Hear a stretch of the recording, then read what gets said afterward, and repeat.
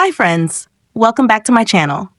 In today's video, I'm going to show you how to turn on the 120Hz refresh rate in the Samsung Galaxy M15.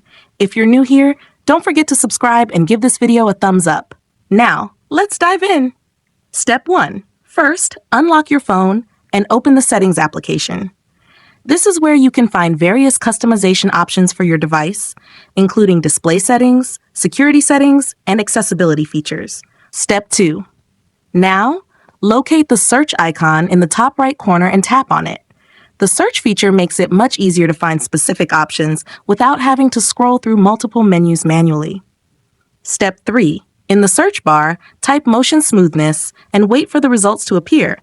You'll see options related to display settings, such as the refresh rate, notification effects, and more. Step 4. After performing the search, find motion smoothness and tap on it. Then tap it again to access the settings.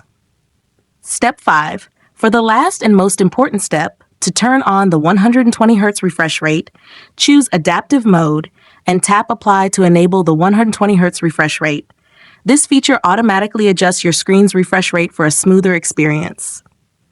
If you found this tutorial helpful, don't forget to give it a thumbs up and subscribe to my channel for more great tips.